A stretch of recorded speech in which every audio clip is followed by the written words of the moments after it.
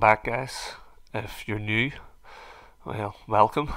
So here we are to the new build, and just wanted to do a quick video of basically what we've accomplished to now.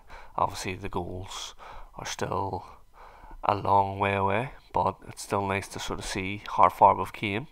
And I want to just go through sort of the stages, the main stages of this new build, and go step by step. So obviously we got the site and it was just piles, so we had to excavate them piles out, which took a lot of digging, and then a mud mat needed poured, steel frames needed made, and then more concrete poured again. And then a bit of time passed, guys, and you know what happened. It just filled with water, so I had to get it pumped out previous for this footings and the pipework here. Basically all the ins and outs needed, set, and making sure they're all right and in the right places so that they don't foul the walls. If you put them in the wrong place and you put the concrete basins down, it's going to be a lot harder to rectify that problem after. Again, get my hands dirty here, putting in some heads, some reinforced heads, basically just the openings across the in and outs of electric and basically waste. Pretty good with my hands, so it's not too bad when it comes to working with sand and cement. But it has to be done before the next stage, which will be getting the slabs all down. But obviously you can see a bit of time has passed since the groundworks has been done and the footings have been built, as there's just growth everywhere, weeds absolutely everywhere. So it has been a wee while since we did the footings. Sort of every sort of big stage is taking a wee bit of while, as you know, it's obviously it's all just a sort of a money thing. Don't want to go too further than what we can really afford. So every stage is being done, maybe even years apart. But basically we have all the footings built here, so the next stage will be that the basin slabs will be laid on top, and it's different. I think I was saying previous, but it's different than the garage, as we're sticking to the plans. And as the garage here, it was just poured, so I could do all of that work. I'm not sure if it really worked out cheaper or not, but at least the way I've done this, it's a complete finished floor. So that stage was done and dusted basically in one swipe, whereas the basin slabs still need insulation and screed. So still quite a bit of work to do inside yet, but again, it's all work in progress. So just sort of happy looking back at all the stages so far, and as you can see, that's it all finished up. Came in pretty good. It's probably pretty true plumb, that one, to maybe about 3 mil from point to point, maybe 4 mil. And like I said previous, no waste, guys. Anything that was left, we were able to grout all of these basin slabs. It was quite a lot to do. And like I say, the less waste the better, was it you only have to find out to get rid of it. And here we go with building the blocks. So very excited to see the walls going up, and all the way along. So basically trying to get the perimeter done here and get all the DPCs in. Very important part, guys. If you're going to do it right. Get the plastic in, otherwise you will have serious issues with damp later on. But yeah, we went for a step damp course, so that it's going to be higher on the inside and lower on the outside, and then the outside one will have a wee 4-inch one as well, so like on the top, so on the bottom and the top. But yeah, every stage just came along pretty quickly to this part. But I think obviously now that we're sort of out of the ground, most people say in the ground's sort of the most expensive way to go, until you get out of the ground, and then it's not as expensive. But I'm not sure that's completely true at all.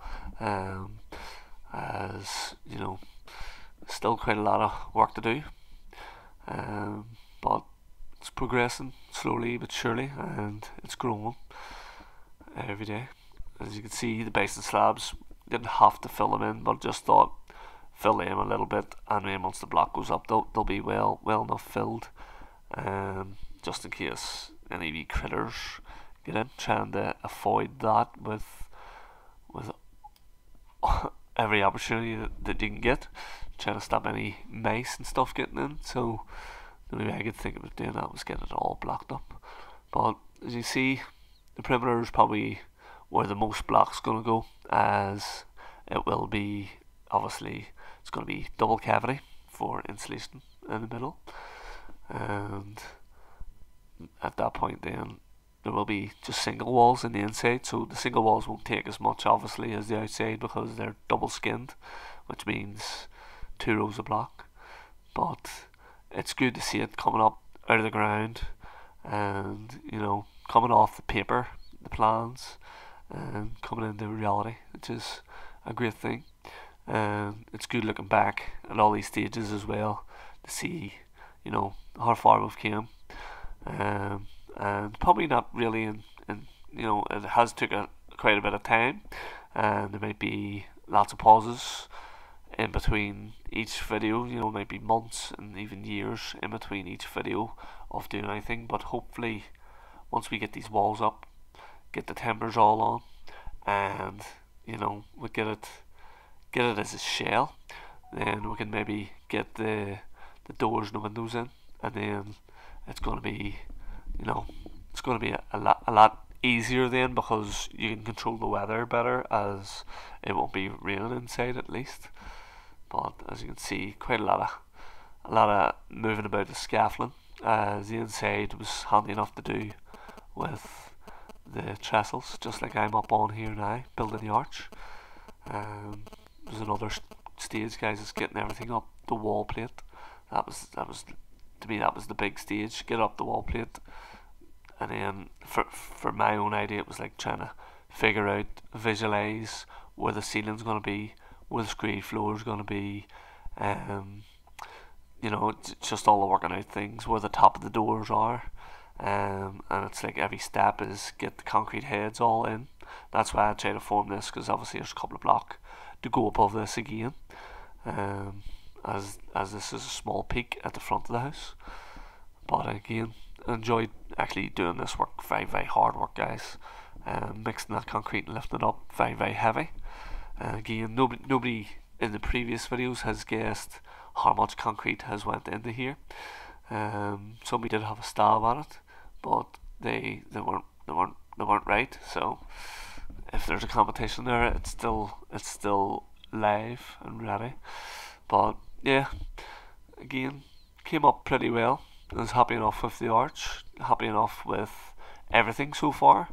Really taking our time, trying to do things right, doing things not even just to code, but to make ourselves satisfied that that is the best way to go, and that's the most lifetime job. As if you're building a house, you want it to be able to last forever. And another lovely view of the arch there. And again, once we got it all up the wall plate, the other big thing was getting them steel beams in. I had to paint them with an undercoat, and then get that fireproof paint on. And quite a bit of beams, 4 beams to be hoisted on, just as long as they're in the right place for the roof. That was the big thing. But that was, to me, that was a very major thing, is getting them pad stones in and getting the steel beams all set. And now you can see it's all sitting with scaffold. Looks very, very big, but obviously the scaffolding boards around it, making it look a bit wider than what it actually is. But it's come a long way from the piles in the ground to now. So it's really nice looking back and being able to have a look at it now, even with this drone footage. Unbelievable, guys, looking down at it, and you can see from paper to a real real item sticking up out of the ground. And I will do more of these wee drone shots and show off the sort of nice angles that it has, and talk about maybe the rooms and the layout of the house. What